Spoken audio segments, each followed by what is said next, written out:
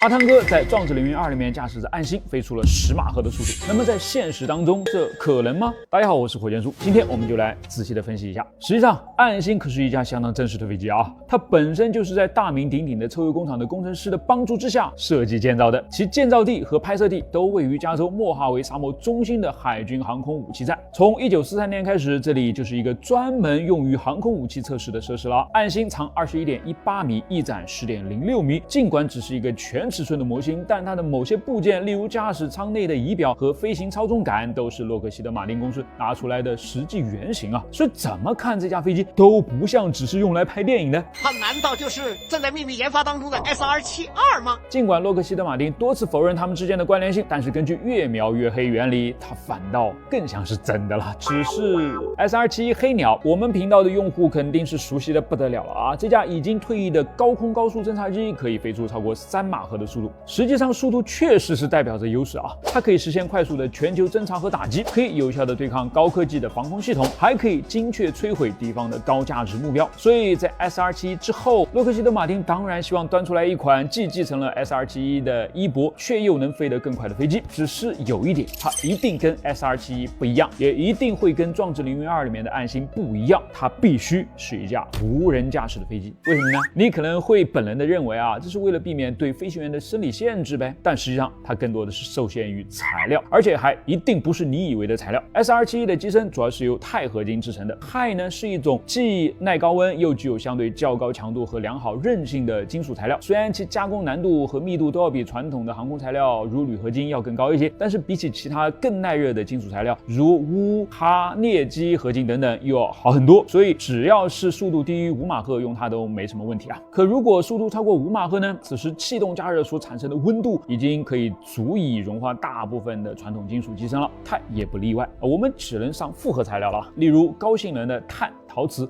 和金属混合物。这些复合材料曾经用于洲际弹道导弹和航天飞机，尽管它们除了更耐高温以外，在其他性能方面呢都不如钛，但至少我们还是有能力用它来替换掉 SR-71身上的钛，让它飞出更快的速度嘛，是吗？实际上啊，黑鸟的速度并没有因为机身无法承受的高温而受到限制，阻止它飞得更快的是玻璃，驾驶舱和间谍相机舱的玻璃。SR-71黑鸟的玻璃部分是由 1.25 英寸及 3.2厘米厚的双层固体石英制成，通过超声波融合到钛结构上。选择这种材料是因为它耐高温和光学性能好，此外它还涂有一层薄薄的金，这个有助于消散太阳辐射和空气摩擦产生的热量。金也是红外辐射的极佳反射器，有助于保持机舱内部或者是光电设备舱更舒适和更安全，但是它也无法长时间承受3.3马赫以上的速度啊。只是机身与气流之间的摩擦会导致极高的气动加热，这种极端的高温呢，会导致玻璃材料的膨胀，使玻璃在热应力作用下容易发生开裂、变形或者是破裂。而且高温还会影响玻璃的透明性，使其变得模糊不清，影响飞行员的视野，进而影响飞行的安全性。目前常规的飞行器玻璃，包括驾驶舱玻璃、航天器的窗户等等，一般可以耐受数百到1000多摄氏度的高温，但在高超音速的条件之下，玻璃通常会在短时间之内失效。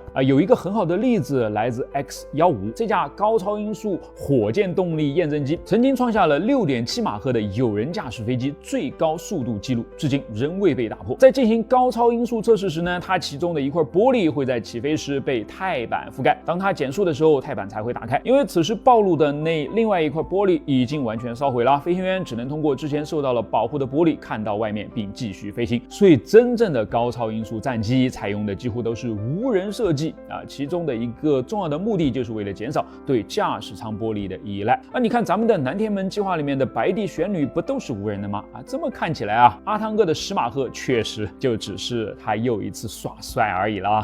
好了，以上就是本期的内容，我是火箭叔，别停下，去探索。为了达到自己的目的，让别人配合自己，就非得要说服对方吗？不一定啊。给大家讲一个真实的发生在2战的故事。空中力量到了2战已经发展成为了一股不容忽视，甚至是能够起到主导性的力量了。那这种力量的最佳投放方式是什么呢？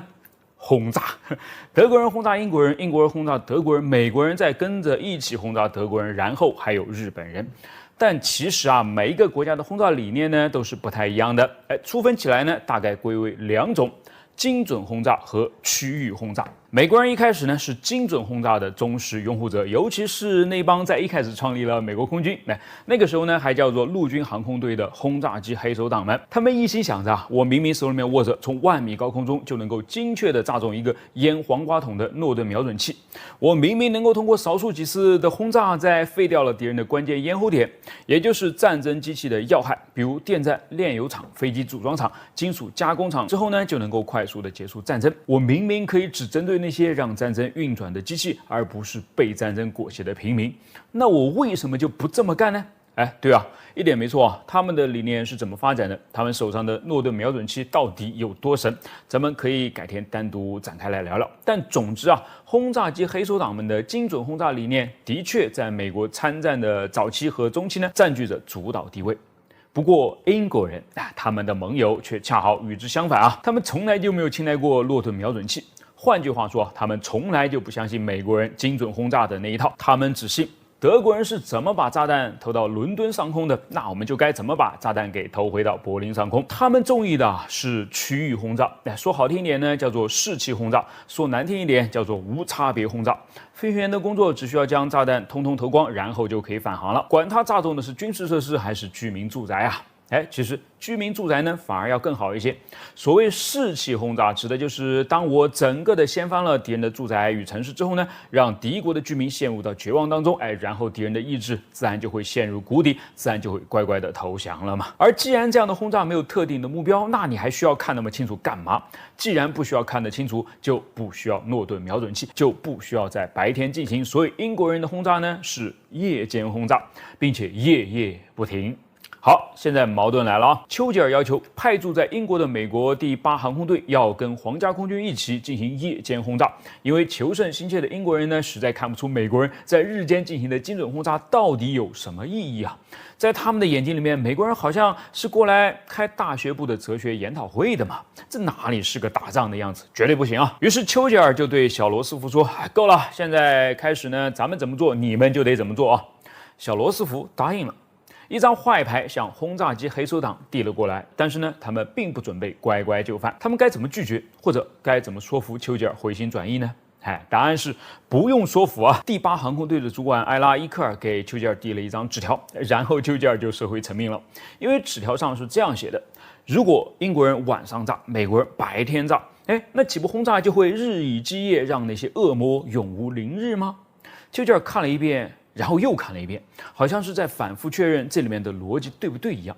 最后呢，他对伊克尔说：“你还是没有说服我，你是对的，但你说服了我，给你再一次说服我的机会。你们可以继续白天轰炸一段时间。”所以你看啊，达到目的其实并不一定非要说服对方，对吧？好，但美国人后面的精准轰炸到底成功了吗？诺顿瞄准器在这些轰炸当中到底出了多少力呢？故事远没有就此结束，剩下的咱们后面再聊吧。如果核战来临，你该到哪儿去躲原子弹呢？有一个地方非常合适，它就是肯尼迪航天中心39A 发射台下方12米深处的橡胶屋了，一个专门为躲避土星5号火箭爆炸所设计建造的地下掩体。其实，在39B 发射台下面呢也有一个，不过它在建造的时候呢，使用了当时比较普遍的含铅油漆。现在的人们安全意识更高嘛，怕影响身体健康，就把它给废弃了。话说啊，真要是迎来了世界末日，也用不着这么矫情吧。39A 发射台下面的那个呢，就比较超前了，用了无铅油漆，因此还能够正常使用啊。说的好像我们真能去似的啊。去是去不了，不过我们可以了解它，了解它之后呢，它就可以给我们一些思路啦。如何建造一座末日堡垒？土星5号阿波罗登月任务的工程，人类迄今为止建造过的最大的火箭之一，在发射之前呢，是需要装满超过2500吨的燃料的。有计算显示啊，如果发生意外，这些燃料爆炸后产生的威力堪比核弹，一拼整个发射台呢不费吹灰之力。于是，为了确保宇航员和最后才能够撤离发射台的工作人员的安全 ，NASA 特意就在发射台的下方建造了一座坚不可摧的堡垒。当紧急情况发生，爆炸变得一触即发时呢，宇航员会迅速离开太空舱，进入到快速下降电梯里面。这部特殊的电梯呢，会用惊人的30秒时间将他们带到发射台的底部。是的啊，30秒，还好土星5号从来就没有炸过啊。总之，到了这儿呢，他们就可以跟其他工作人员跳进一个滑梯里面了。滑梯长约60米，可以直达地下12米处，称之为橡胶屋的掩体内。它是真的橡胶屋哦。为了吸收爆炸的能量呢，这间地下室的墙壁里面全都夹着厚厚的橡胶层，有些地方橡胶层的厚度甚至达到了60厘米。为了帮助宇航员们滑得顺溜滑梯顶部呢还会不停地喷水。要不是事出紧急，这里其实比游乐园还要更欢乐啊。但喷水也有负面影响那就是让宇航员滑得太快了，以至于在最后阶段呢刹不住车，很容易一脚就撞到墙上骨折了。但是骨折归骨折忍着剧痛你也得爬起来再多走几步路因为真正的堡垒还在旁边。穿过一道10几厘米厚的防爆门，这个带着圆顶的混凝土建筑才是你的末日之家了。里面有20张椅子，你进去之后呢，需要首先将自己绑在上面。圆顶本身是由超厚的钢材和混凝土制成的，能够承受高达500 psi 的爆炸压力。这个可能大家没数作为对比，普通人能够承受的爆炸压力极限大概是40个 psi， 等于就是直接多送了你10几条命呗。除了屋顶狠，地板也有黑科技，它是浮动的，装在24个巨大的弹簧上，可以将爆炸产生的高达75个 G 的冲击加速度呢减到只剩4个 G 左右，从而保证了里面人员的绝对安全。当然，爆炸的威胁消除之后呢，还要解决这里面最多20个人的生存问题嘛。堡垒的中间装着一个二氧化碳过滤器，它可以吸收多余的二氧化碳，避免人员中毒。堡垒的储藏箱内装着很多的氧气蜡烛，点燃一根就可以让一个人吸上6个小时。水、食物的储备呢也足够满负荷使用1周。其实这又不是真的为世界末日准备的，所以已经是超够了的在堡垒的角落里面还有一个马桶，连着一拉，你就可以放心的解决私人问题了。总之，不管是3000吨的土星5号爆炸，还是原子弹爆炸呢，它都能够扛得过去。可是扛过去了，里面的人该怎么逃出升天呢？2条路虽然第一条严重不靠谱嘛，通过连着堡垒的一条366米长的隧道。你想，都发生这种级别的爆炸了，隧道还能够不塌吗？所以 NASA 自然是能够想得到的这就有了第2条路，圆顶顶上的紧急逃生出口。所以紧急嘛，肯定就不是让你随便打开的，除非听到外面在当当当的敲击舱盖了，就说明来救援的部队已经挖通了从地面到屋顶的隧道了。你此时再打开呢，垂直着爬出去就能够活命了。幸运的是这座地下堡垒从来就没有真正使用过，土星5号的发挥一直都是稳稳当当的。如果你去看一些早期原子弹试验的照片的话，通常会在爆炸火球旁边看到这些歪歪扭扭的白线。它们是什么？可能有的朋友会认为这些白线是由原子弹自己爆炸所产生的，但是我要告诉你长崎和广岛丢下的原子弹就没有这些白线，所以很显然它们不是原子弹自身的产物，而是人为给附加上去的。那为什么要附加呢？这就跟原子弹爆炸的特性有关了。具体来说呢，是跟原子弹爆炸之后10几毫秒内的特性有关。虽然时间很短，但过程却已经经历了几个阶段了。第一个阶段发生在原子弹爆炸的最初几微秒内，此时爆炸的辐射前沿比其内部的冲击波膨胀速度要快得多，于是我们此刻看到的火球呢，实际上是由辐射所产生的。然而随着火球的膨胀，辐射传递能量的速度开始减慢，内部冲击波的膨胀速度将辐射前沿给超过了。这大概发生在火球的平均温度降至30万摄氏度时，也就是爆炸后的1/10毫秒左右。于是我们此刻看到的火球呢，实际上已经是由冲击波产生的了。它之所以看起来还是一个火球，是因为此时冲击波的能量还相当之高，在它往外移动时呢，可以压缩环境空气，使之升温后变得炙热不透明。接着第3阶段就来了，随着火球继续膨胀，冲击波的能量逐渐下降，很快它所能加热的空气就无法达到不透明的程度了。于是冲击波火球开始渐渐变得透明，露出其后的辐射火球了。你要是不知道这个知识点的话，还会觉得很奇怪呢。为什么火球炸着炸着还炸小了呢？这种情况呢，发生在爆炸后大约15毫秒，通常被称之为脱离现象。好，现在问题出现了冲击波脱离火球变得不可见了，我们该如何观察并记录它呢？要知道爆炸当量很多呢也是由它所贡献的嘛，要是测不准就很尴尬了。使用冲击压力计似乎是一种解决手段，但是它们几乎只能被放置在地面附近，而放在地面附近呢，就意味着它们几乎一定会受到冲击波和地表相互作用的影响，测出来的读数往往是不准确的嘛。怎么办呢？难道就没有别的观测方式了吗？哈，天无绝人之路啊！此时一个非常偶然的发现帮助了所有的人。它就是在1945年7月16号首次原子弹爆炸实验当中，通过高速摄像机拍下的缆绳断裂画面。当然，它实际上呢是一种光学错觉，缆绳并没有真正的断裂。当时啊，这根缆绳系着一个高空气球，大概呢也是一个观测和记录用的气球吧。当高速摄影机以10000帧每秒的速度开拍原子弹爆炸的画面时呢，它无意间就捕捉到了这个位于火球附近缆绳上面的一些奇妙的变化。当冲击波靠近缆绳时，似乎缆绳的其中一节被震断了。但是如果继续往后观察的话，这个断掉的部分居然还会往上跑。见了鬼不是？唯一合理的解释就是啊，缆绳并没有真正断掉，而是由于光线在冲击波前沿普通空气和压缩空气的交界面上发生了折射造成的。那科学家的脑洞一下子就打开了，我们完全可以用这种缆绳断裂的方式，让隐形的冲击波现出原形嘛。只不过呢，他们找到了更好的媒介——烟雾火箭。由海军军械实验室专门设计，用来跟踪不可见的冲击波的神器。它们会在核爆点附近一字排开，并且在爆炸的几秒前从地面发射，形成一组白烟轨迹的垂直阵列。当原子弹爆炸产生的冲击波穿过它们时呢，会随着时间变化，在它们身上观察到移动的断点现象。将这些断点绘制出来之后，就追踪到了冲击波的发展轨迹，从而准确地计算出冲击波的速度，进而让科学家准确地计算出爆炸当量。哎，是不是相当巧妙呢？那话说你在一开始的时候有没有猜对呢？顶着40度的高温出门，穿什么颜色的 T 恤会更加的凉快呢？哎，大部分人肯定会选择白色，因为白色反光不吸热嘛，是所有 T 恤里面最凉快的一种颜色了。你这么想呢是对的，但是呢有不对。科学家最近研发出了一种新的材料啊，这种材料可以呈现出鲜艳的色彩，却能够100%的反射光线，使材料持续保持凉爽。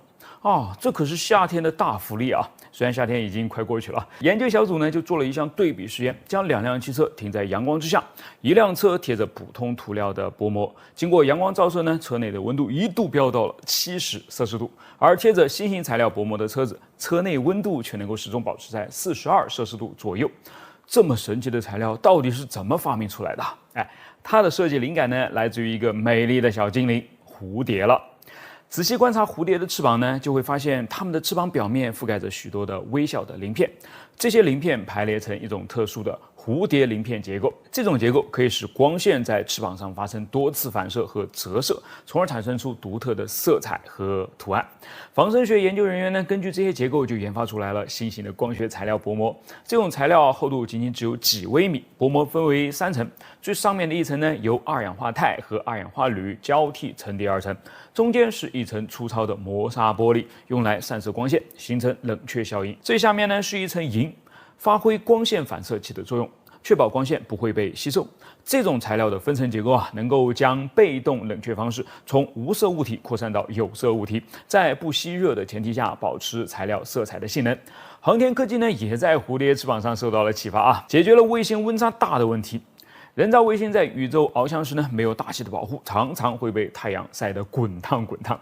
卫星温度最高可以达到2000摄氏度，而在背光区域，卫星的温度呢又会降至零下200摄氏度。巨大的温度差异很容易损坏卫星上面的精密仪器嘛。一次偶然的机会，科学家发现蝴蝶翅膀上的微小鳞片具有调节体温的作用。阳光直射时呢，鳞片自动张开，减小阳光的照射角度，从而减少对热能的吸收。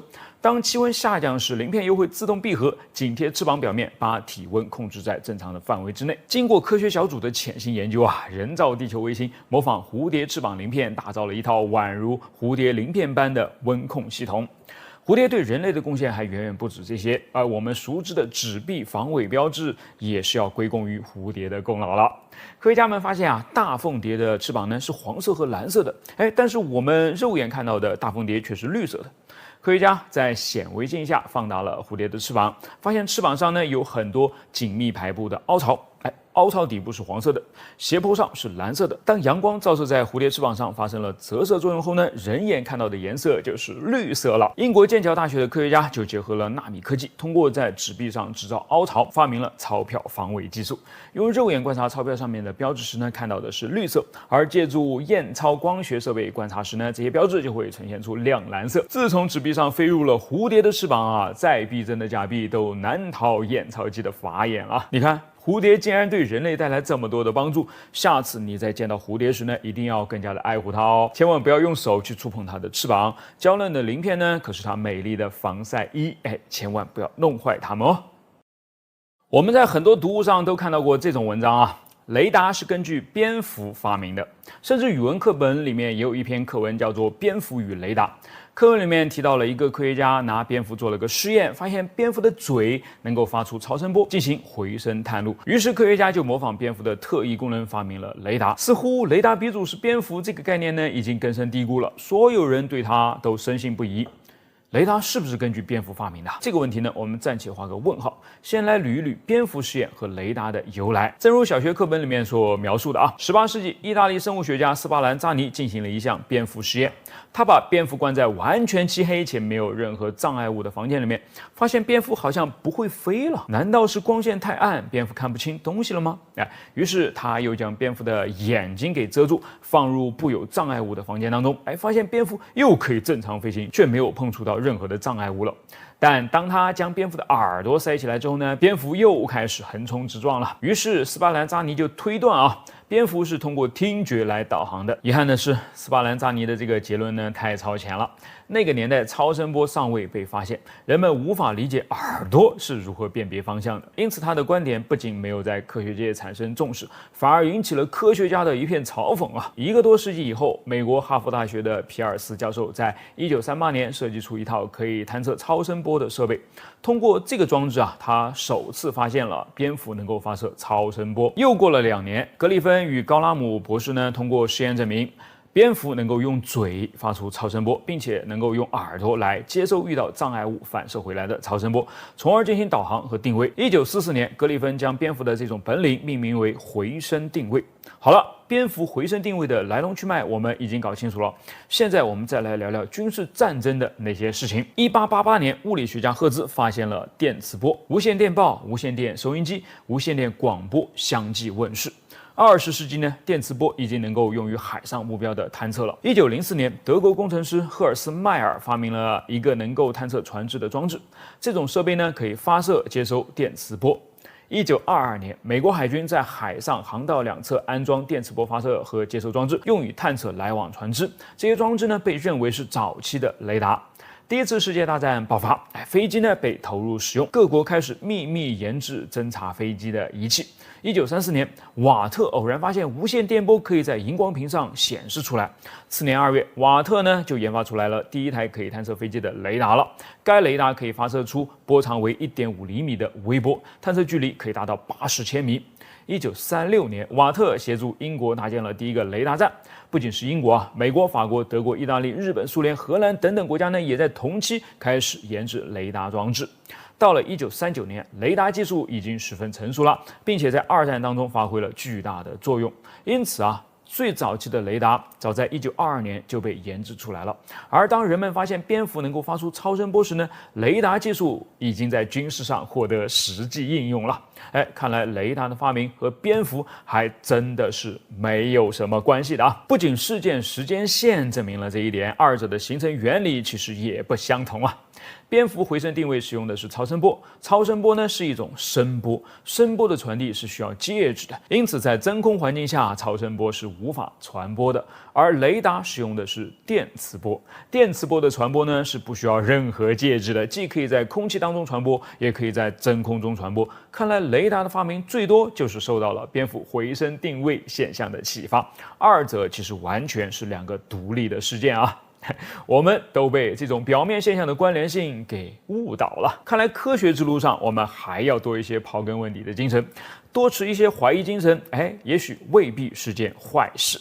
在上个世纪的洛斯阿拉莫斯，除了有罗伯特·奥本海默，还有恩里克·费米、约翰·冯·诺依曼、理查德·费曼等世界上1等1的天才啊！这些天才们聚在一起，当然是要捣鼓出天大的事情。但是他们毕竟也是人嘛，而且还是男人，所以忙里偷闲捣鼓一些自己的小爱好也是很正常的。比方就拿费曼来说，在参与曼哈顿项目期间呢，就发展出了一个小爱好，专门撬开别人的密码锁。我说的撬当然不是真的撬啦，只是费曼非常成功的营造出了一种撬的感觉。他其实显然是真的将保险箱的密码锁给一个个算出来的。好，那我们来看看要算出它们来有多么的不可思议啊！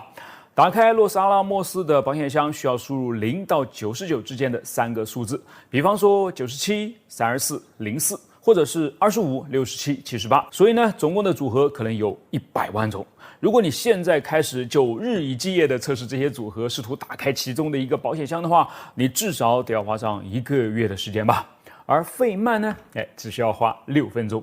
所以他到底是怎么做到的？首先啊，费曼注意到这些保险箱在机械设计上呢并不完美，这就导致了每个数字呢都有大约正负2的容差。例如，如果设置的密码是17、42、49，那么15、44、47和16、43、51也是可以打开保险箱的。在知道了这一点之后呢，费曼就可以每隔5个数字来测试一次啦，将密码的组合数呢减少到了8000。如果就此止步的话，尝试完所有的组合呢，通常平均只需要花6个小时就可以打开保险箱了。可以说啊，时间已经极大的缩短了。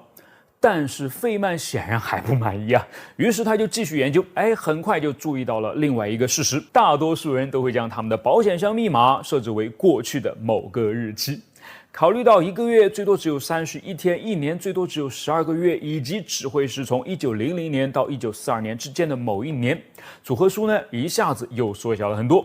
事实上，加上机械容差的原因，最终需要测试的组合只有162种了。如此，费曼就平均只需要花6分钟，便能打开同事的保险箱了。但费曼很调皮呀，他可不能让同事知道他能够轻松地猜出他们设置的密码嘛。于是他会带着一个装满了螺丝刀、撬棍和各种人们认为可以破解保险箱的工具的大袋子呢，进入同事的办公室。在6分钟之后呢，他会轻松地走出办公室，带着已经被打开的保险箱。期间根本其实就没有使用过这些工具嘛。而有的时候呢，如果加上一些运气的话，他还会提前完成任务。此时的他呢，会选择先等一会儿，等到了6分钟之后呢，才出来，并且在额头上使劲的冒一点汗，以此来让同事们以为破解保险箱是一项艰苦的体力工作。曼哈顿计划的每个人都以为费曼是靠着这些工具来破解保险箱的，但实际上他只是利用了人们的习惯、机械容差和他的狡猾技巧，实现了这一点哦。